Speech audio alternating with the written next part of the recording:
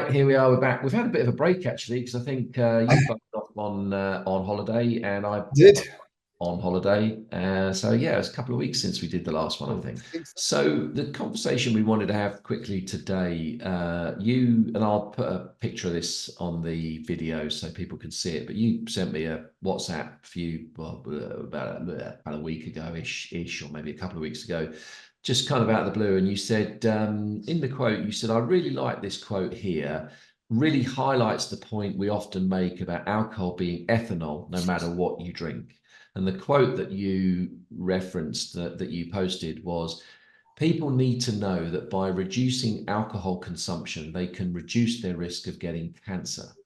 It doesn't matter what type, quality, or price alcohol is, said Dr. Marilis Corbeck's senior technical officer for non-communicable diseases at the World Health Organization in Europe. And it's a really fascinating one, because I think the point you wanted to make, Matt, was that, clearly alcohol gets delivered to us wrapped up in all sorts of different guises and shapes and forms, normally backed by a really powerful marketing, machine. And I was doing some reading in preparation for this conversation about, the impact of marketing. What impact has marketing had on alcohol? And one of the sort of key things is that it has done a fantastic job of really normalizing this extraordinarily harmful substance, which is ethanol. It's done a great job of taking a poison, which incidentally has now been recognized as a group 1 carcinogen. So your point about this quote referencing that it can, by quitting alcohol you reduce it, it's now irrefutable. It's not yep, it is a group 1. So group 1 carcinogen means that there is a direct link between consumption of alcohol and cancer. And sort of, not that we want to sort of frighten everybody half to death here, but just to add some further context to that, I think 3 million people die every year through alcohol related issues, complications, and the such like. And when we talk about drinking and we talk about how harmful it is, another sort of interesting point of context is that the World Health Organization, that who this chap, was it, I don't know, actually maybe a woman, actually, I don't know, Morellis, Dr. Morellis, is that male or female? I'm not sure. Anyway, whoever this doctor is, the World Health Organization has, I think you've mentioned this before, but they recently issued the statement, and I've got it here actually. So let me read it to you. So the put my teeth back in. The World Health Organization has recently issued a critical statement regarding alcohol consumption. According to their assessment, no level of alcohol consumption is safe for our health. It is not the type of beverage that matters, rather it is the alcohol itself that possesses the risk. And here are some key points. And the first point is alcohol is a carcinogen. So bit of a gloomy introduction. We've had more uplifting ones in the past, but yeah, you sent me the quote, Matt. So I you've obviously did. been thinking about it. Yeah, absolutely. So I sent the quote because it's something that resonated with me. I'll tell you about why, or sorry, how I found the quote earlier in a little while. But the thing that struck me and has really struck me since I've stopped drinking is this notion, which I truly believe in because I was part of it, that if you drink so-called quality beverages, alcoholic beverages, that it may actually be better for you. And now this might just be my mad brain or how I function, but I'm pretty sure I'm not the only one. And I genuinely used to think that because I would drink a bottle of red wine that had been recommended in the Sunday Times, or that someone had told me about, or that I'd been to a wine shop, or that I was buying from, a high-end supermarket, that product would be better for me. And what I mean by better for me is it wasn't that I was trying to be healthy. At no point when I was drinking was I like consciously trying to be healthy. But I think I kind of felt, oh, well, it must be good quality. So, I won't be affected by it.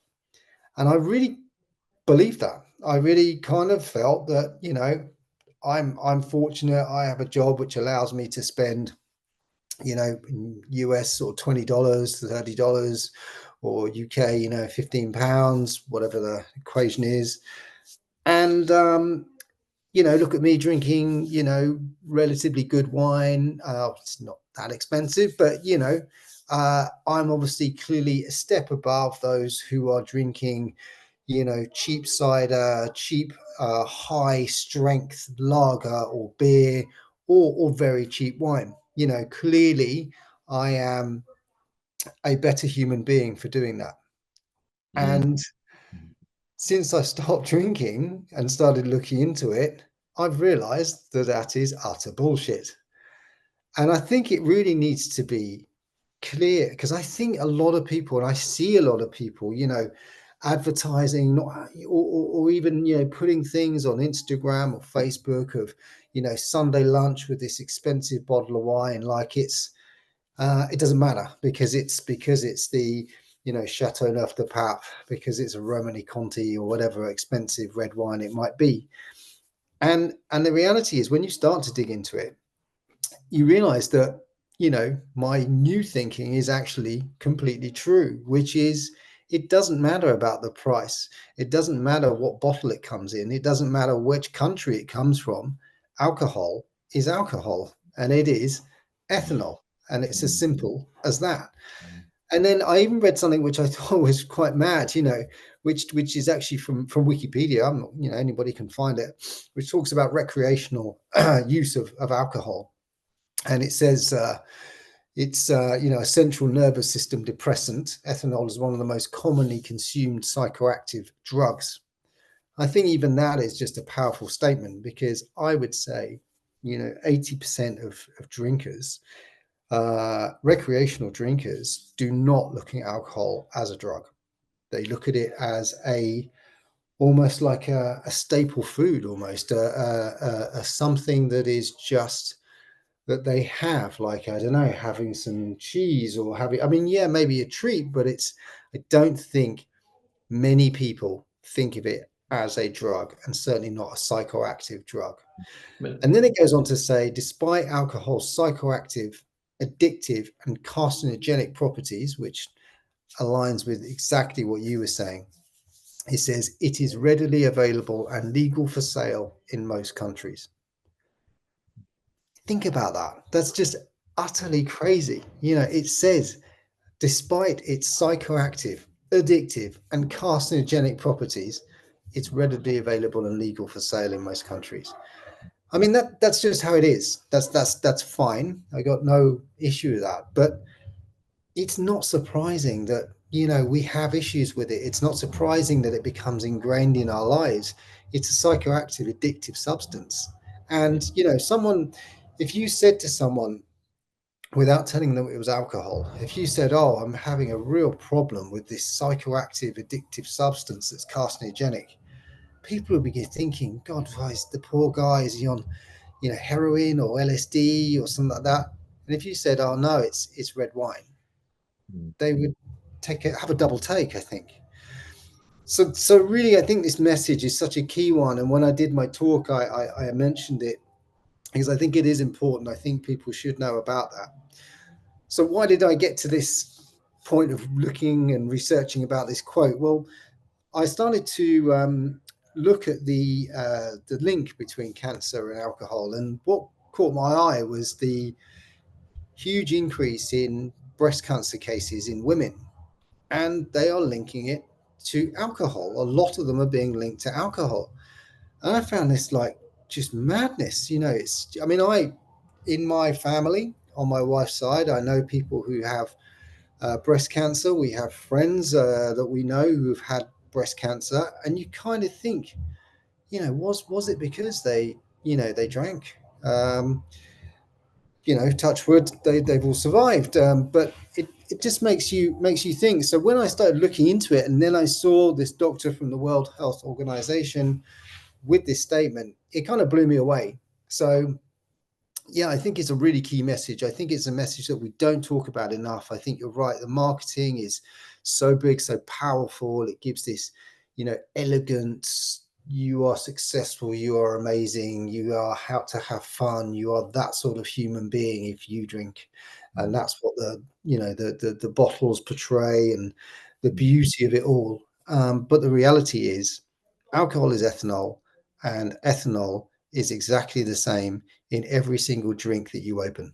Yeah, and it is exactly that. The modern culture, the way that it portrays alcohol. I think I've mentioned this in previous discussions. The classic, I always think of the James Bond movies where he's, Mm. about 5 or 6, very large glasses of scotch, and then manages to drive his Aston Martin at 300 miles an hour or whatever, and then wake up the next morning with, very clear blue eyes and, fresh skin. And of course, that's just not the reality of the situation. And I think that, just to sort of add a bit more context to the active ingredient in all booze is ethanol. That's it, period. Whether you're drinking a 50-year-old, single malt whiskey or a bottle of Margot Rothschild. Is that an expensive wine? I think it sounds like it is. Something like It that. is. It's the same as, the box of wine from the local store. And, just as I just wrote down a list of a few random things that also where ethanol is also the active ingredient, Mm. not limited to, but to include nail polish remover. Okay, that's the active ingredient in nail polish remover. Bug spray, Lysol Yeah. wipes, hand sanitizers, disinfectant. And in fact, in extreme cases, when you talk to alcohol abuse professionals, they'll say that in some instances, people have been known to try to drink, things like hand sanitizer just to Mm. get the ethanol. And it's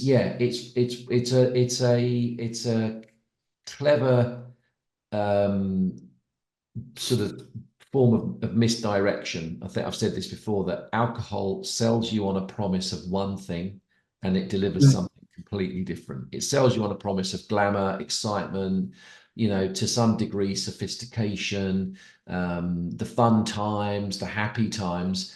Reality is it delivers the opposite of all of that, and what I always say is, because the counter to this is that people will say, well, I like drinking, I enjoy drinking. And it's, look, if you like drinking and you enjoy Mm. drinking, genuinely no problem. It's genuinely Yeah, not. I agree. Then this discussion is not aimed at you. We're talking Yeah. about anybody that is, questioning it as a lifestyle choice. And just for my final thing from me, Matt, and you can certainly go ahead and round this off, but I just want to remind everybody of the sort of upsides when you do get rid of this shit. And it's, I just made a list, really quick. My mental health is just night and day better than where it was. I don't get the same levels of anxiety.